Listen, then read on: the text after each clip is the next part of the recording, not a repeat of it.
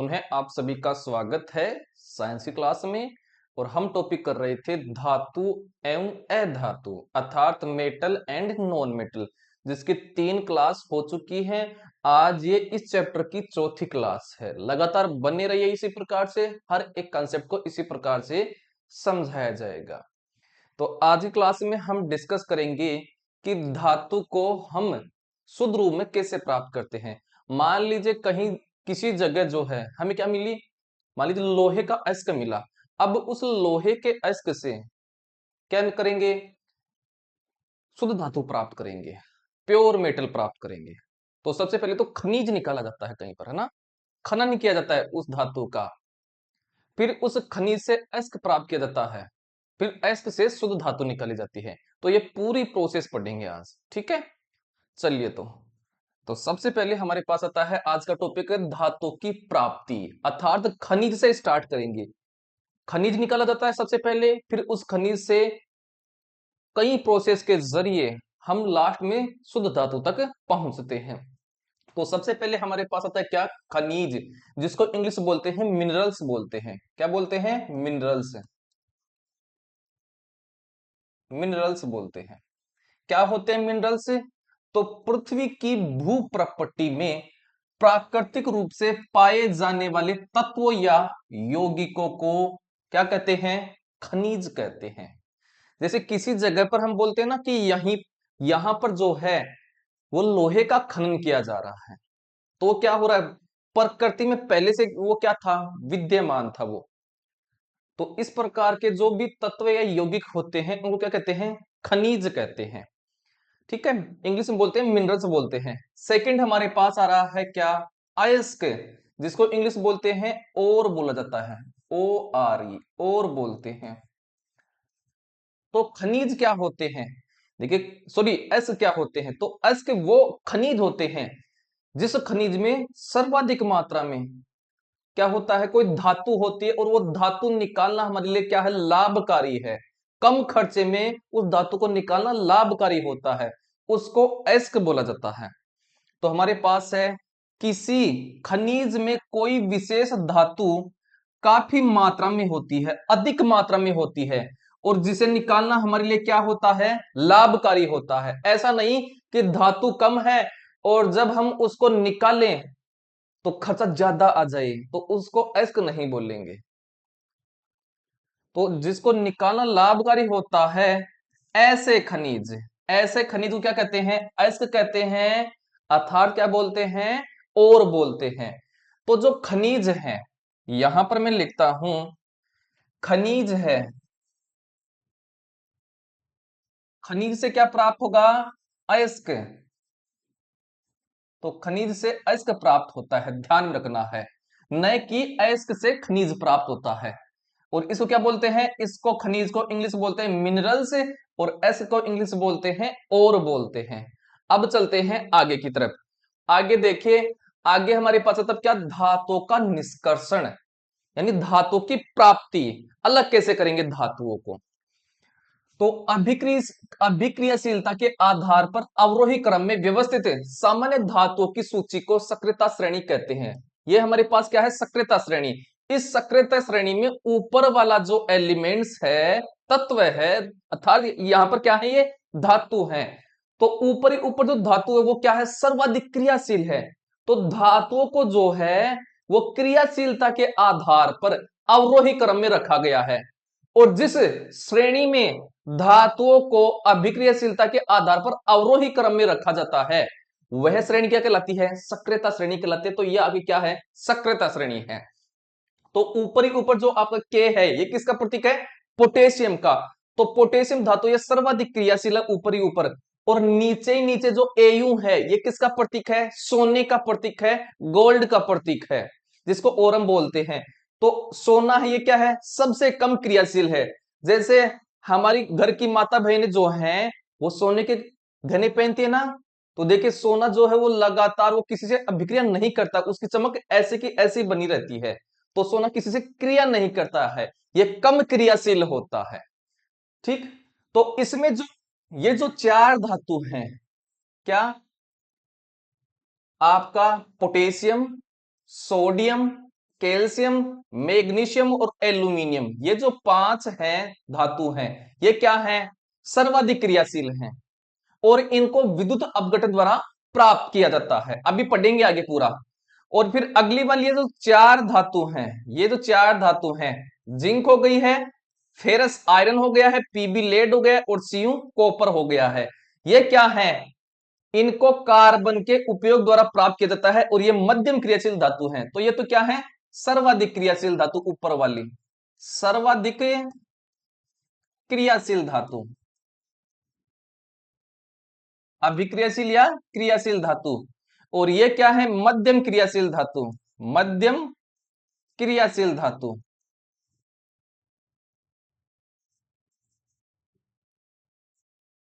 और ये क्या है? लास्ट की जो एजी है, ये चांदी का प्रतीक है जिसको अर्जेंटम बोला जाता है, और एयू है, ये सोने का प्रतीक है जिसको ओरम बोलते हैं। ये दोनों धातु हैं, ये क्या है? सबसे कम क्रियाशील, सबसे कम क्रियाशील है, अर्थात ये प्राकृतिक अवस्था में उपस्थित रहती है, प्रकृति में पहले से विद्यमान होती है, कम क्रियाशील होती है। तो ऊपर वाली 5 धातुओं को विद्युत अपघटन द्वारा प्राप्त किया जाता है और मध्यम जो क्रियाशील धातु हैं, इनको कार्बन के उपयोग से अपचयन किया जाता है, रिडक्शन किया जाता है इनका। और लास्ट में हमारे पास सबसे कम क्रियाशील धातु ये प्रकृति में प्राकृतिक अवस्था में पाई जाती हैं। और कौन कौन है? एजी और एयू। तो यहां से कई प्रकार के क्वेश्चन बन जाते हैं। अब चलते हैं आगे की तरफ।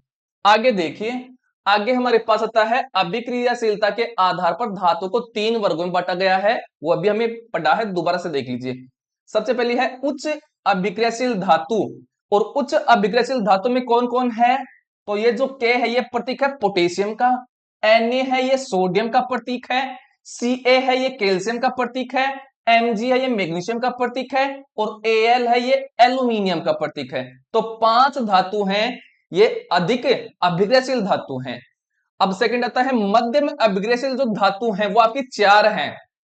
पहली है Zn जिसको जिंक बोला जाता है, Fe जिसको आयरन बोला जाता है, लोहा बोला जाता है, इसी को फेरस बोलते हैं। अगली है Pb जिसको लेड बोला जाता है, और Cu जिसको कॉपर बोलते हैं और इसी को तांबा बोलते हैं। फिर हमारे पास आता है निम्न अभिक्रियाशील धातु, था तो सबसे कम अभिक्रियाशील जो धातु है वो क्या है? Ag। ये किसका प्रतीक है? चांदी का, इसी को बोलते हैं अर्जेंटम। और एयू है, ये सोने का प्रतीक है जिसको क्या बोलते हैं? ओरम बोलते हैं, गोल्ड भी बोला जाता है इसको। तो सुनिए आगे, गोल्ड है, सिल्वर है, प्लेटिनम है एवं कॉपर, ये तो क्या होती है? फ्री स्टेज में पाई जाती हैं, यानी स्वतंत्र अवस्था में पाई जाती हैं। आगे है कॉपर एवं सिल्वर अपने सल्फाइड या ऑक्साइड के एस के रूप में संयुक्त अवस्था में पाई जाती है। कौन कौन? एक तो कॉपर है, ध्यान में रखना है, एक सिल्वर है। या तो ये सल्फाइड के रूप में पाई जाएंगी, या फिर किसके रूप में पाई जाएंगी? ऑक्साइड के रूप में, ध्यान में रखना है ये वाली बात। तो आपकी कॉपर है और सिल्वर है, ये या तो सल्फाइड के रूप में पाई जाएंगी या ऑक्साइड के रूप में पाई जाती हैं। आगे है मध्यम अभिक्रियाशील धातु मुख्यतः ऑक्साइड या कार्बोनेट के रूप में पाई जाती है। किसके रूप में पाई जाएंगी? ऑक्साइड या कार्बोनेट के रूप में। कौन?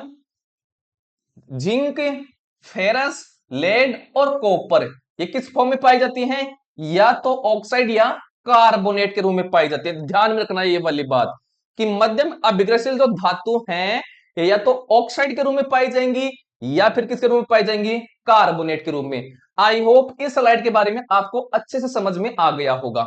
अब चलते हैं आगे की तरफ।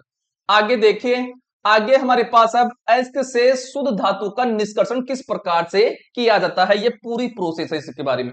फिर इस पूरी प्रोसेस के बारे में आगे पढ़ेंगे। एक बार ये डायग्राम है, इस डायग्राम के बारे में हम पढ़ लेते हैं ताकि अच्छे से समझ में आ जाएगा। तो सबसे पहले हमारे पास क्या रहेगा? खनिज रहेगा। खनिज प्राप्त करेंगे हम सबसे पहले, फिर उस खनिज से हम क्या प्राप्त करेंगे? अयस्क प्राप्त करेंगे, अयस्क प्राप्त करेंगे। तो सबसे पहले खनिज आएगा ऊपर, ये लीजिए खनिज। फिर खनिज से क्या जाएगा हमारे पास? अयस्क आ जाएगा जिसको ओर बोला जाता है, और खनिज को इंग्लिश बोलते हैं मिनरल्स बोलते हैं। अब इस अयस्क का क्या करते हैं? सांद्रण करते हैं। सांद्रण का मतलब इससे अशुद्धियां होते हैं, मिट्टी वगैरह पत्थर वगैरह होते हैं, उनको दूर किया जाता है, जिसकी कई विधियां होती हैं, जैसे झाग पलवन विधि, चुंबकीय विधि, है ना, कई विधियां, ऐसे समझिए अशुद्धियों को दूर किया जाता है। फिर अशुद्धियों से दूर करने के बाद में जो अयस्क है उसको बांटा जाएगा। जब हमने पढ़ा है ना, अधिक अभिक्रियाशील धातु है क्या इस अयस्क में, या फिर निम्न अभिक्रियाशील धातु है, या फिर कम अभिक्रियाशील धातु है, तो उसको इस प्रकार से तीन भागों में बांट दिया जाएगा। तो पहली आ जाएगी उच्च अभिक्रियाशील धातु, दूसरी जाएगी मध्यम अभिक्रियाशील धातु, और तीसरी जाएगी निम्न अभिक्रियाशील धातु। अगर इस अयस्क में उच्च अभिक्रियाशील धातु है तो इस उच्च अभिक्रियाशील धातु को हम गलित धातु का विद्युत अपघटन करेंगे। ठीक है, यानी उस धातु को गलाएंगे, फिर उसका विद्युत अपघटन करेंगे। विद्युत अपघटन करने से हमें शुद्ध धातु प्राप्त हो जाएगी, प्योर मेटल प्राप्त हो जाएगी। तो उच्च अभिक्रियाशील धातु का तो इस प्रकार से क्या किया जाता है, प्रोसेस किया जाता है, और लास्ट में हमें शुद्ध धातु प्राप्त हो जाती है, प्योर मेटल प्राप्त हो जाती है। अगर मान लीजिए वो अयस्क है, उस अयस्क में मध्यम अभिक्रियाशील धातु है, तो कैसे किया जाएगा, तो देखिए मध्यम अभिक्रियाशील धातु है, फिर उसको आगे बांटा जाएगा। क्या, या तो वे कार्बोनेट एस के रूप में पाए, कार्बोनेट एस को होगा वो, या फिर सल्फाइड एस को होगा। इस प्रकार से दो भागों में बांट दिया जाएगा, तो कार्बोनेट एस और सल्फाइड एस। अगर कार्बोनेट एस होगा तो उसका निस्तापन किया जाएगा। क्या किया जाएगा, निस्तापन। निस्तापन का मतलब होता है ऑक्सीजन की अनुपस्थिति में उसको गर्म किया जाता है। अगर सल्फाइड एस्क रहेगा, सल्फाइड एस्क रहेगा, तो उसका भर्जन किया जाएगा। भर्जन का मतलब होता है उसको ऑक्सीजन की उपस्थिति में गर्म किया जाता है, उसको बोलते हैं भर्जन। अब ऐसा करने के बाद में क्या हो जाएगा, देखिए निस्तापन और भर्जन दोनों से क्या प्राप्त होगा, हमें धातु का ऑक्साइड प्राप्त होगा। धातु का ऑक्साइड मतलब उस धातु के साथ ऑक्सीजन जुड़ी रहेगी, तो धातु का ऑक्साइड प्राप्त होगा। अब उस धातु का हम क्या कर देंगे, आगे चल करके अपचयन कर देंगे, रिडक्शन कर देंगे, मतलब उससे ऑक्सीजन हटा दिया जाएगा, तो उसको बोलते हैं क्या, अपचयन बोलते हैं। अपचयन किया जाएगा, और लास्ट में फिर हम क्या कर देंगे, धातु का शोधन करेंगे। ठीक है, ये बात समझ में आ गई होगी, वो भी विद्युत परिष्करण द्वारा करेंगे, विद्युत अपघटन द्वारा करेंगे उसका भी, तो इसे लास्ट में ऐसे प्राप्त हो जाएगी। अगर मान लीजिए उस वो अयस्क है और उस अयस्क में निम्न अभिक्रियाशील धातु है, जैसे सोना वगैरह हुआ, चांदी वगैरह हुई, तो उसका कैसे करेंगे, तो वो प्राप्त होगा, सल्फाइड एस्क प्राप्त किया जाएगा। वो सल्फाइड एस्क के रूप में प्राप्त होता है हमें, तो उसका क्या करेंगे, भर्जन। भर्जन का मतलब क्या होता है, वायु की उपस्थिति में गर्म करना। अब उसको वायु की उपस्थिति में गर्म करेंगे तो ऑक्सीजन क्या होगी, उससे कनेक्ट होगी। ठीक है, और लास्ट में क्या हो जाएगी, धातु प्राप्त होगी, और उस धातु का लास्ट में क्या कर देंगे, परिष्करण कर देंगे। तो इसकी ये प्रोसेस है। अगर निम्न अभिक्रियाशील धातु है, अगर मध्यम अभिक्रियाशील धातु है तो उसका इस प्रकार से करेंगे, और अगर उच्च अभिक्रियाशील धातु है तो उसका इस प्रकार से करेंगे। अब सबका स्टेप बाय स्टेप पढ़ते हैं, ये तो शॉर्ट रूम में था, अब इसका पढ़ेंगे ब्रॉड रूम में कि किस प्रकार से किया जाता है। चलिए, तो सबसे पहले हमारे पास आता है क्या, अयस्कों का समृद्धिकरण, कि अयस्कों का समृद्धिकरण कैसे करते हैं। तो सबसे पहले हमारे पास आता है कि गेंग क्या होती है। गेंग, तो देखिए पृथ्वी से खनिज अयस्कों में जो मिट्टी होती है, रेत होती है, आदि जैसी अशुद्धियां जो होती है उनको गेंग कहते हैं। शॉर्ट रूम में ऐसे समझिए कि खनिजों में उपस्थित अशुद्धियां होती हैं, इंप्योरिटीज होती हैं, उनको गेंग बोला जाता है। ठीक, अगला है धातुओं के निष्कर्षण से पहले अयस्क से अशुद्धियों को हटाना आवश्यक होता है, और हटाने के बाद में ही उसका फिर निम्न अभिक्रियाशील धातु, उच्च अभिक्रियाशील धातु, और फिर उच्च अभिक्रियाशील धातु में वर्गीकृत किया जाता है, क्लासिफाइड किया जाता है। तो सबसे पहले अशुद्धियों को हटाया जाता है, और अशुद्धि क्या होती है, अशुद्धियों को क्या बोलते हैं, गेंग बोला जाता है। ठीक है, आगे चलिए, आगे हमारे पास आता अब क्या, सक्रियता श्रेणी में नीचे आने वाली धातुओं का निष्कर्षण कैसे करते हैं, मतलब उनको शुद्ध कैसे करते हैं, अयस्क से धातु को किस प्रकार से प्राप्त किया जाता है। ठीक है, चलिए, तो सबसे पहले हमारे पास है सक्रियता श्रेणी में नीचे आने वाली धातु क्या होती हैं, बहुत कम क्रियाशील है, ये हमने पढ़ा था कि वो कम ही क्रिया करती हैं। फिर हमारे पास है इन धातुओं के ऑक्साइड को गर्म करने से ही धातु प्राप्त हो जाती है, मतलब गर्म कर लेंगे और गर्म करने से क्या हो जाएगी, धातु प्राप्त हो जाएगी। एग्जाम्पल देखिए, जैसे फॉर एग्जाम्पल सीनेबार है। सीनेबार क्या है, ये है आपका मरकरी अर्थात पारद का एक एग्जाम्पल, एस्क है और है, ठीक है। और इसका जो फॉर्मूला होता है वो क्या होता है, सिनेबार का HGS होता है। HGS ध्यान रखना है कि सिनेबार का फॉर्मूला क्या होता है, HGS होता है। यह क्या है, मरकरी अर्थात पारा का क्या है, एस्क है, ध्यान रखना है। पूछ लेगा कि सिनेबार है, ये किसका एस्क है, तो ये पारा का एस्क है। इसको जब वायु में गर्म करने पर यह सबसे पहले क्या बनाएगा, मर्क्यूरिक ऑक्साइड बनाएगा, मतलब ऑक्साइड में चेंज हो जाएगा, ऑक्साइड में परिवर्तित होता है। और अधिक गर्म करने पर मर्क्यूरिक जो ऑक्साइड है वो मरकरी में क्या हो जाएगा, अपचयित हो जाएगा, मतलब क्या हो जाएगा, उसका रिडक्शन हो जाएगा। जैसे देखिए नीचे, ये हमारे पास क्या है, सिंगे बार है, तो ये क्या है, सल्फाइड है ना, इसके साथ सल्फाइड जुड़ा हुआ है। और हमने पढ़ा था कि निम्न अभिक्रियाशील में सल्फाइड होगा वो, और सल्फाइड को हम क्या करेंगे, गर्म करेंगे। किसकी उपस्थिति में गर्म करेंगे, मतलब भर्जन किया जाएगा। भर्जन का मतलब होता है वायु की उपस्थिति में गर्म करना। तो देखिए गर्म कर रहे हैं, अभी दिखा देता हूं आपको, देखिए पीछे देखिए, ये रही निम्न अभिक्रियाशील धातु, और देखिए सल्फाइड एस को होता है, मतलब धातु के साथ जो है वो सल्फ जुड़ा रहेगा, उसको बोलते सल्फाइड एस के। और देखिए ये रहा सल्फाइड एस, ये रही है, ये रहा, देखिए मरकरी है और देखिए इसके साथ सल्फर जुड़ा हुआ, इसलिए यह सल्फाइड एस के। और इसको हम क्या कर रहे हैं, गर्म कर रहे हैं। तो गर्म करेंगे तो जो है इस मरकरी के साथ क्या जुड़ जाएगी, ऑक्सीजन जुड़ जाएगी, मतलब मरकरी का ऑक्साइड प्राप्त होगा हमें। तो देखिए मरकरी का ऑक्साइड प्राप्त हो गया है, मरकरी ऑक्साइड आ गया है, और साथ में SO2 मतलब सल्फर डाइऑक्साइड गैस है वो अलग हो जाएगी। फिर देखिए ये हमें प्राप्त हो गया, ये मरकरी ऑक्साइड ये हमें प्राप्त हो गया है। अब इस मरकरी ऑक्साइड को हम क्या करेंगे, गर्म करेंगे, मतलब इसको टेम्परेचर देंगे। टेम्परेचर देंगे तो देखिए मरकरी धातु में प्राप्त हो गई, शुद्ध हो गई है, और साथ में ऑक्सीजन इससे क्या हो जाएगी, अलग हो जाएगी।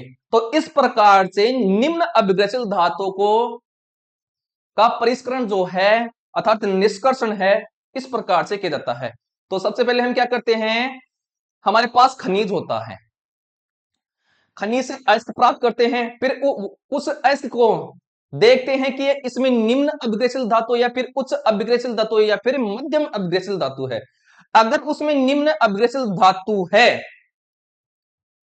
तो वो किस रूम में पाई जाएगी, में सल्फाइड एस्क के रूम में, मतलब उस धातु के साथ सल्फर पाया जाएगा, इसलिए उसको बोलते हैं सल्फाइड एस्क।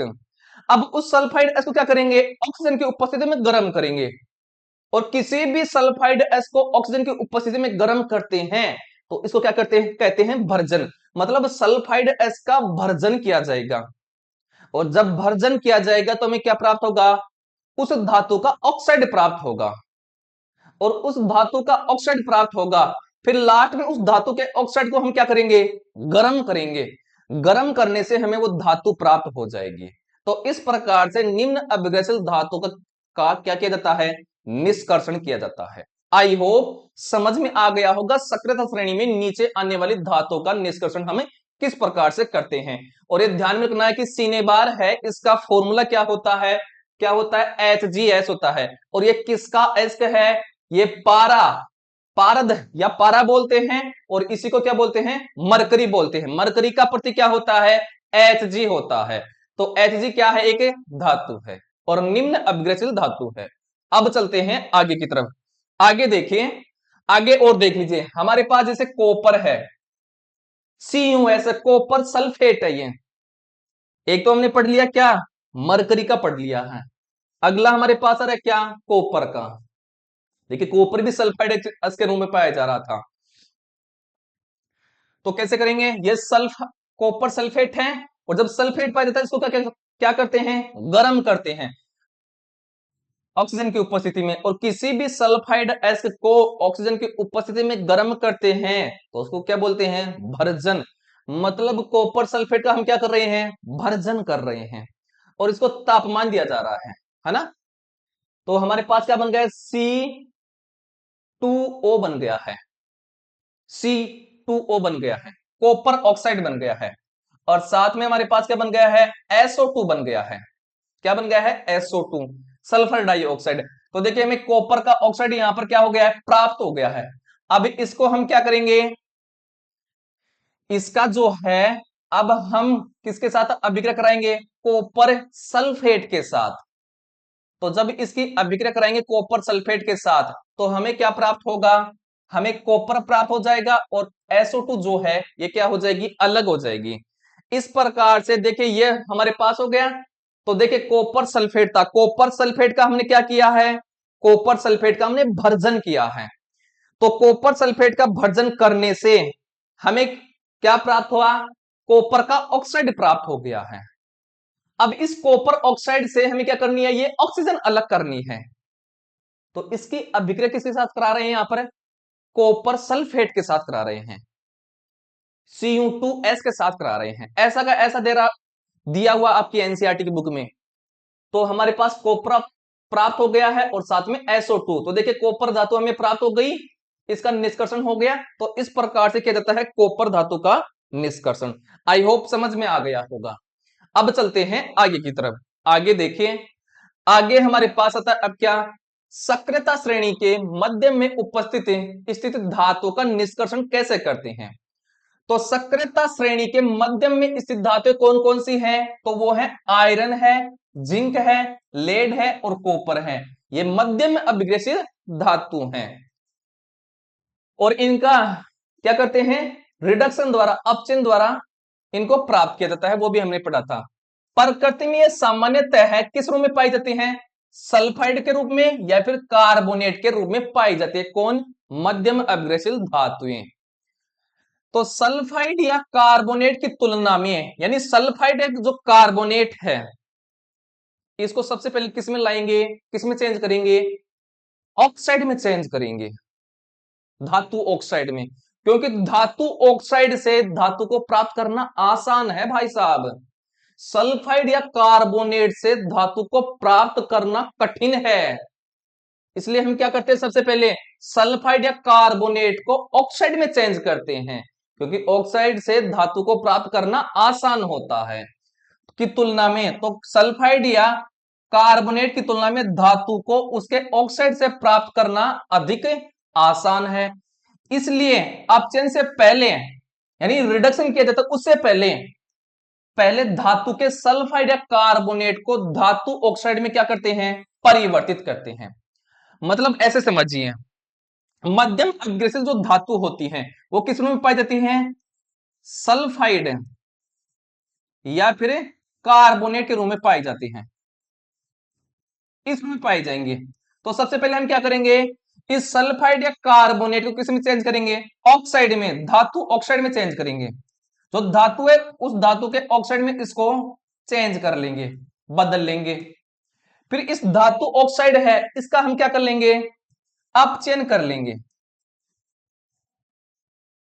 अपचयन करने के बाद में लास्ट में हमें क्या प्राप्त हो जाएगी, वो धातु प्राप्त हो जाएगी, वो मेटल प्राप्त हो जाएगी। ये विधि क्या है, सक्रियता श्रेणी के मध्य में धातु के निष्कर्षण की विधि है। ठीक है, आई होप ये बात समझ में आ गई होगी। अब चलते हैं हम आगे की तरफ। आगे देखें, आगे हमारे पास आता क्या, भर्जन। कि भर्जन क्या होता है, ठीक है। तो भर्जन क्या होता है, तो सल्फाइड एसिड को वायु की उपस्थिति में अधिक ताप पर गर्म करने पर यह ऑक्साइड में परिवर्तित हो जाता है। इस प्रक्रिया को क्या कहते हैं, भर्जन कहते हैं। मतलब हमें कोई भी धातु का सल्फाइड है, धातु का सल्फाइड है, तो हम उसको ऑक्सीजन की उपस्थिति में अधिक ताप पर गर्म करते हैं। यही प्रक्रिया क्या कहलाती है, भर्जन कहलाती है। भर्जन से क्या होगा, जो धातु सल्फाइड था पहले, धातु जो सल्फाइड रूप में पाया जा रहा था, वो भर्जन की सहायता से किस में बदल जाएगा, ऑक्साइड में, धातु ऑक्साइड में बदल जाएगा। फिर धातु ऑक्साइड का हम क्या कर लेंगे, लास्ट में अपचयन कर लेंगे, जिससे धातु प्राप्त हो जाती है। लेकिन भर्जन के बारे में क्या है कि सल्फाइड एस्क को ऑक्सीजन की उपस्थिति में अधिक ताप पर जो गर्म किया जाता है, तो ये जो प्रक्रिया है, ये प्रोसेस है, यही क्या कहलाती है, भर्जन कहलाती है। फॉर एग्जाम्पल जैसे जिंक का सल्फाइड है, जिंक सल्फेट है, जिंक है सल्फाइड है, ये सल्फेट नहीं है, सल्फाइड है। इसको किसकी उपस्थिति में गर्म कर रहे हैं, ऑक्सीजन की उपस्थिति में। और देखिए यही बोल रहा है भर्जन को वायु की उपस्थिति में, तो वायु आ गई है और अधिक ताप पर, तो देखिए तापमान दिया जा रहा है, टेम्परेचर दिया जा रहा है। ऐसा करने पर क्या होगा, इस जिंक से ये सल्फर अलग हो जाएगी और ऑक्सीजन इससे ऐड हो जाएगी, तो क्या बना, ZnO बना है, जिंक ऑक्साइड बन गया है और साथ में सल्फर डाइऑक्साइड अलग हो गई है। तो देखिए ऑक्सीजन जुड़ गया, पहले जिंक के साथ सल्फर था, अब जिंक के साथ क्या बन गया है, ऑक्सीजन जुड़ गया है। तो जिंक का हमें क्या प्राप्त हो गया, ऑक्साइड प्राप्त हो गया है। अब इससे आसान हो गया है धातु को प्राप्त करना। क्यों, क्योंकि हम अब इस जिंक से ऑक्सीजन को हटा देंगे, किसके द्वारा, अपचयन के द्वारा। तो ये होता है हमारे पास क्या, भर्जन होता है। अब समझ लेते हैं निस्तापन क्या होता है। तो निस्तापन क्या होता है, निस्तापन में जो कार्बोनेट एस्क होता है, दो थे हमारे पास, सल्फाइड एस्क और कार्बोनेट एस्क। भर्जन में तो सल्फाइड एस्क को लेते हैं काम में, और निस्तापन में किसको काम लेते हैं, कार्बोनेट एस्क को। और निस्तापन में ऑक्सीजन की अनुपस्थिति होती है या फिर कम मात्रा होती है ऑक्सीजन की, ठीक है। तो कार्बोनेट एस्क को सीमित वायु में अधिक ताप पर गर्म करने से यह ऑक्साइड में परिवर्तित हो जाता है। इस प्रक्रिया को क्या कहते हैं, निस्तापन कहते हैं।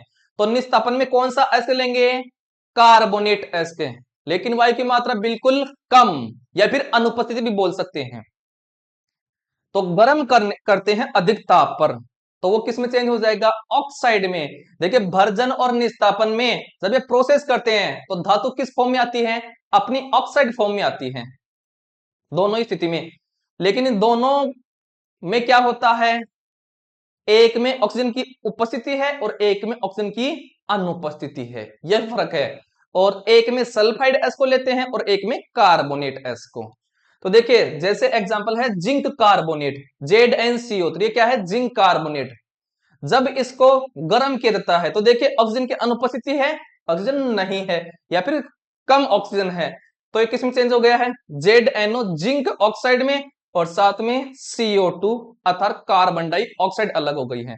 तो देखिए भर्जन में भी क्या आ रहा है, धातु का ऑक्साइड आ रहा है, और ZnO अर्थात यहां पर निस्तापन में भी क्या आ रहा है, जिंक ऑक्साइड आ रहा है, धातु का ऑक्साइड बन रहा है। लेकिन फर्क क्या है, तो मैं अगली स्लाइड में लिख देता हूं, ये याद होना जरूरी है भाई साहब, वरना फिर तकलीफ होती है। तो भर्जन, भर्जन में तो किसको काम में लेते हैं, सल्फाइड अयस्क को, सल्फाइड अयस्क को। और किसकी उपस्थिति, तो उपस्थिति होनी चाहिए किसकी, उपस्थिति होनी चाहिए आपकी O2 की अर्थात ऑक्सीजन की। और तापमान क्या होना चाहिए, तापमान है ये टेम्परेचर, वो क्या होना चाहिए, उच्च होना चाहिए, हाई होना चाहिए। बस इतना है भर्जन में। और भर्जन जब करते हैं तो धातु किस में आ जाती है, धातु ऑक्साइड में आ जाती है।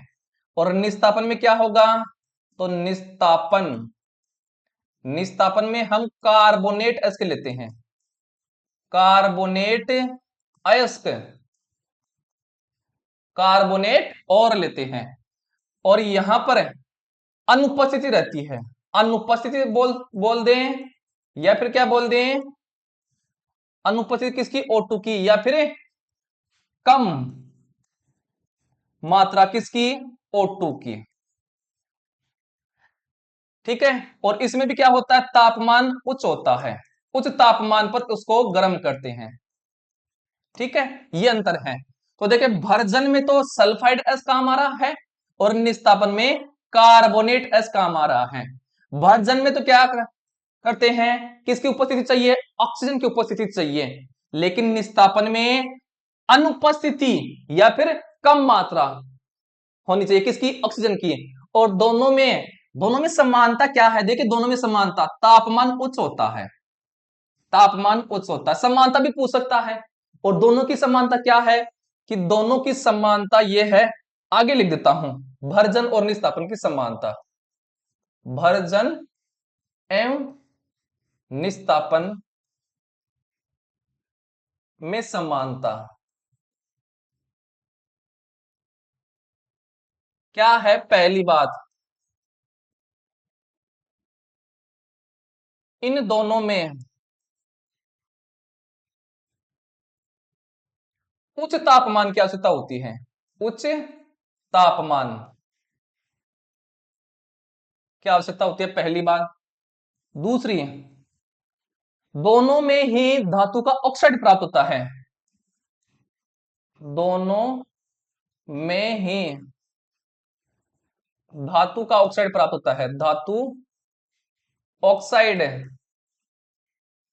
प्राप्त होता है। ठीक है, तो ये क्या है? समानता है, किसमें? भर्जन और निस्तापन में। और आपका विभिन्नता क्या है, मतलब इसमें डिफरेंस क्या है, अलग क्या है? तो भर्जन में तो सल्फाइड एस को गर्म कर रहे हैं और निस्तापन में कार्बोनेट एस को। भर्जन में जो ऑक्सीजन की उपस्थिति चाहिए और निस्तापन में या तो अनुपस्थिति या फिर बिल्कुल कम मात्रा होनी चाहिए ऑक्सीजन की। ये क्या है? विभिन्नता है। ठीक है, आई होप ये समझ में आ गया होगा। कई बार ये क्वेश्चन आता है, कंपटीशन एग्जाम में आता है कि निस्तापन में क्या प्राप्त होता है, भर्जन में क्या प्राप्त होता है। ठीक है, अब चलते हैं आगे की तरफ। आगे देखिए, आगे हमारे पास आता है, अंत में देखिए हमें धातु का ऑक्साइड प्राप्त हो गया भर्जन और निस्तापन से। यानी कि भर्जन में क्या क्या कर रहे थे? सल्फाइड को गर्म कर रहे थे, जिससे उस धातु का ऑक्साइड प्राप्त हो गया। और निस्तापन में भी क्या कर रहे थे? निस्तापन में कार्बोनेट को प्राप्त कर रहे थे। दोनों ही प्रक्रिया में धातु का ऑक्साइड प्राप्त हुआ, मतलब जिंक ऑक्साइड प्राप्त हुआ था। अब क्या करते हैं, इस जिंक ऑक्साइड का हम क्या करते हैं, कार्बन जैसे उपयुक्त अपचायक का उपयोग कर धातु ऑक्साइड से धातु प्राप्त करते हैं। तो ये हमें प्राप्त हुआ था जिंक ऑक्साइड किसकी सहायता से? भर्जन और निस्तापन की सहायता से। अब हमें क्या करना है, ये ऑक्सीजन हटानी है, क्योंकि ऑक्सीजन जुड़ी हुई है ना। जब इस ऑक्सीजन को हटा देंगे तो हमें ये धातु प्राप्त हो जाएगी। तो क्या काम में लेंगे? कार्बन, क्योंकि कार्बन क्या करता है, किसी भी धातु का अपचयन करता है। यानी किसी धातु के साथ अगर ऑक्सीजन जुड़ी हुई है तो उस ऑक्सीजन को हटा देगा और अपने साथ ले लेगा। ठीक है, तो कार्बन लेते हैं और इसको तापमान दिया जाता है, मतलब अधिक ताप पर गर्म करते हैं। तो जिंक देखिए प्राप्त हो गई है, धातु थी अलग हो गई, प्राप्त हो गई है। और साथ में CO मतलब कार्बन मोनोऑक्साइड बनेगी यहां पर। ये क्या है? Carbon monoxide. लिख देता हूं CO, कार्बन मोनोऑक्साइड। ठीक है, ध्यान में रखना है। और कार्बन डाइऑक्साइड ऑक्साइड का सूत्र क्या होता है? वो होता है CO2। दोनों बात ध्यान में रखनी है। आगे है, इसके अलावा विस्थापन अभिक्रिया का भी उपयोग करते हैं। मतलब पहली बात, हमें क्या प्राप्त हुई थी? भर्जन और निस्तापन से धातु ऑक्साइड। अब उस धातु ऑक्साइड से हमें धातु प्राप्त करनी है, तो इसकी दो विधि है। पहली बात, या तो अपचयन कर दें, रिडक्शन कर दें, जिससे हमें क्या हो जाएगी? धातु प्राप्त हो जाएगी उस धातु ऑक्साइड से। या फिर हम क्या कर दें, विस्थापन अभिक्रिया काम में ले लें, जिसमें क्या हो जाएगी? अधिक अभिक्रियाशील अभिक्रियाशील जो धातु है वो कम अभिक्रियाशील धातु को विस्थापित कर देगी। जैसे फॉर एग्जांपल MnO2 है, मैग्नीज ऑक्साइड है। तो हमें क्या करना है? इस ऑक्सीजन को हटाना है। तो हम क्या करें, यहां पर जो ऑक्सीजन है इसे अधिक अभिक्रियाशील धातु कौन है उसके साथ इसकी अभिक्रिया करा दें, तो एल्यूमिनियम है। ठीक है, तो ये अभिक्रिया कराएंगे तो Mn तो अलग हो जाएगी और साथ में क्या बन जाएगा? Al2O3, एल्यूमिनियम ऑक्साइड बन जाएगा। ये क्या है? मैग्नीज है। और ये क्या है? एल्यूमिनियम, एल्यूमिनियम ऑक्साइड है, एल्यूमिनियम ऑक्साइड। और ये क्या है? मैग्नीज ऑक्साइड है, मैग्नीज ऑक्साइड है। और ये हमारे पास है एल्यूमिनियम। ठीक है, तो विस्थापन अभिक्रिया ये है आपकी। इस विस्थापन में क्या हुआ है, तो एल है, एल है, ये अधिक अभिक्रियाशील है। ठीक है, तो क्या बन गया हमारे पास Mn प्लस Al2O3, ये हो गई है विस्थापन अभिक्रिया। तो दो विधियां इसमें धातु ऑक्साइड से फिर धातु प्राप्त करने की। ये किसके लिए है, मध्यम अभिक्रियाशील धातु के लिए। तो ये हमने पढ़ लिया है मध्यम अभिक्रियाशील धातु के लिए। आगे चलिए, आगे हमारे पास आता क्या, थर्मिट अभिक्रिया। कि थर्मिट रिएक्शन क्या होती है। तो आयरन, आयरन भी कौन सा है, थर्ड है। देखिए आयरन की दो संयोजकता होती है, दो भी होती है और तीन भी होती है संयोजकता। ठीक है, तो यहां पर आयरन की कितनी संयोजकता है, 3। तो आयरन थर्ड ऑक्साइड के साथ जब एल्यूमिनियम की अभिक्रिया कराई जाती है, तो ये हमारे पास क्या, आयरन थर्ड ऑक्साइड, और इसकी अभिक्रिया करा रहे हैं किसके साथ, एल्यूमिनियम के साथ। तो क्या प्राप्त हुआ हमें, एफ प्राप्त हुआ है, मतलब लोहा प्राप्त हुआ है, और साथ में क्या प्राप्त हुआ है, एल्यूमिनियम ऑक्साइड प्राप्त हुआ है। ठीक है, एल्यूमिनियम ऑक्साइड प्राप्त हुआ है। तो ये क्या हो गया है, एल्यूमिनियम ऑक्साइड, और साथ में हीट निकलेगी, यही क्या है, थर्मिट अभिक्रिया। तो इस थर्मिट अभिक्रिया का उपयोग जो है वो रेलगाड़ी की, जो रेल की पटरियां होती हैं, रेल की पटरियां एवं मशीनी पुर्जों की दरारों को जोड़ने के लिए किया जाता है। इस अभिक्रिया को क्या कहते हैं, थर्मिट अभिक्रिया। तो थर्मिट अभिक्रिया में जो फेरिक ऑक्साइड है, इसकी अभिक्रिया कराई जाती है क्या, एल के साथ, मतलब आयरन थर्ड ऑक्साइड की अभिक्रिया एल के साथ कराई जाए, एल्यूमिनियम के साथ कराई जाए, तो हमारे पास फेरस लोहा बनेगा, साथ में Al2O3 एल्यूमिनियम ऑक्साइड बनेगा, और साथ में हीट निकलेगी। अब इस थर्मिट अभिक्रिया का हमें उपयोग पूछ लेगा, तो कहां पर किया जाता है, रेल की पटरियों को जोड़ने के लिए और मशीनी पुर्जों की दरारों को भरने के लिए इसका उपयोग किया जाता है। अब चलिए आगे की तरफ, आगे हमारे पास आता है अब क्या, हमने जो सक्रियता श्रेणी थी उसको 3 भागों में बांटा था, उच्च अभिक्रियाशील धातु, मध्यम, और आपका सबसे कम यानी निम्न अभिक्रियाशील धातु। जिसमें हमने दो के बारे में तो पढ़ लिया कि किस प्रकार से धातु प्राप्त करते हैं। सबसे पहले हमने पढ़ा था निम्न अभिक्रियाशील धातुओं से धातु को कैसे अलग किया जाता है, फिर हमने पढ़ा मध्यम अभिक्रियाशील धातु के बारे में। अब आ रहा हमारे पास क्या, सबसे अधिक अभिक्रियाशील धातु, जो सबसे ऊपर थी। तो सक्रियता श्रेणी में सबसे ऊपर इस धातुओं का निष्कर्षण कैसे करते हैं, अलग कैसे करते हैं उनको। तो इन धातुओं को विद्युत अपघटनी अपचन्य द्वारा प्राप्त किया जाता है, विद्युत अपघटन किया जाता है इनका, वो हमने पढ़ा भी था। उसे उसका जो वर्गीकरण किया था उसमें पढ़ा था। उदाहरण के लिए सोडियम, मैग्नीशियम, कैल्शियम को उसके गलित क्लोराइडों के विद्युत अपघटन से प्राप्त किया जा सकता है। अगला है कैथोड पर। इस जो विद्युत अपघटन में क्या होता है, कैथोड पर जो है वो धातु निक्षेपित होंगी, यानी शुद्ध धातु क्या होगी, जमेगी इस पर, कैथोड पर। तथा एनोड पर क्या होगी, क्लोरीन मुक्त होती है। एनोड पर क्या होगी, क्लोरीन मुक्त होती है। तो ध्यान रखना है, कैथोड पर तो शुद्ध धातु क्या होती है, निक्षेपित होती है, जमा होती है, डिपॉजिट होगी। और एनोड पर कौन मुक्त होगी, क्लोरीन गैस मुक्त होगी। जैसे कैथोड पर तो क्या होगा, देखे Na+ है, जैसे हम सोडियम का कर रहे हैं, तो सोडियम का क्या होगा, कैथोड पर Na+ है, इस पर ये इलेक्ट्रॉन दिया जाएगा। तो देखिए यहां पर +1 चार्ज है और यहां पर -1 चार्ज है, तो ये प्लस माइनस एक दूसरे को क्या कर देंगे, उदासीन कर देंगे, और Na धातु हमें प्राप्त हो जाएगी। क्लोरीन पर क्या होगा, तो ये Cl- है, 2 Cl है, तो यहां पर क्या होगा, ये Cl2 है, हो जाएगा, और प्लस 2 इलेक्ट्रॉन त्याग दिए जाएंगे। इस प्रकार से क्या हो जाएगा, ये एनोड पर प्रक्रिया होगी। एनोड पर क्या होगी, क्लोरीन मुक्त होगी, और कैथोड पर क्या होगी, कैथोड पर आपकी होगी धातु निक्षेपित होगी। ठीक है, आई होप ये बात समझ में आ गई होगी। आगे चलिए, आगे हमारे पास है अब धातुओं का परिष्करण। अब हम लास्ट में क्या करेंगे, परिष्करण करेंगे धातुओं का। जैसे जैसे चलिए, विभिन्न अपचयन प्रक्रमों से धातु धातु रूप से शुद्ध नहीं होती है, मतलब जिसमें धातु लास्ट में प्राप्त हुई है अभी वो शुद्ध नहीं है, अच्छे से शुद्ध नहीं है। इनमें अपद्रव्य होते हैं, मतलब कुछ अशुद्धियां और होती हैं जिन्हें हटाकर ही शुद्ध धातु प्राप्त की जा सकती है। धातुओं से अपद्रव्य को हटाने के लिए सबसे अधिक प्रचलित जो विधि है वो क्या है? विद्युत अपघटनी परिष्करण विधि है। तो लास्ट में हम धातुओं का विद्युत अपघटनी परिष्करण करते हैं, उसके बाद में हमें शुद्ध धातु प्राप्त हो जाएगी।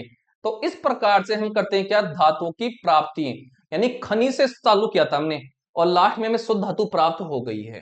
ठीक है, आगे चलिए। आगे हमारे पास आता है क्या? विद्युत अपघटनी परिष्करण विधि के बारे में पढ़ते हैं कि क्या होती है जिससे हमें शुद्ध धातु लास्ट में प्राप्त होती है। तो copper, zinc, tin, nickel, silver, gold आदि जैसे अनेक धातुओं का परिष्करण विद्युत अपघटन विधि द्वारा किया जाता है। इस प्रक्रम में, किसमें? विद्युत अपघटनी प्रक्रम में अशुद्ध धातु को कहां पर लिया जाएगा? एनोड पर, यानी अशुद्ध धातु को तो एनोड बनाया जाता है और शुद्ध धातु को पतली परत कैथोड बनाया जाता है। ध्यान में रखना ये वाली बात कि जो आपकी विद्युत अपघटनी होती है उसमें अशुद्ध धातु के रूप में तो किसको लेते हैं? एनोड को, और शुद्ध धातु के रूप में किसको लेते हैं? कैथोड को लेते हैं।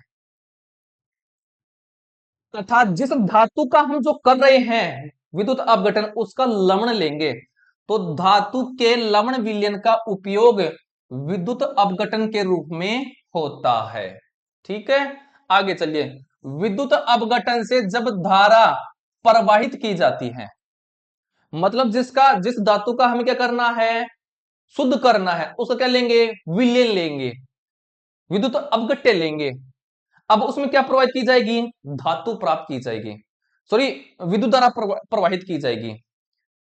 तो विद्युत धारा प्रवाहित की जाएगी तो जो लवण है उसमें से वो धातु क्या हो जाएगी?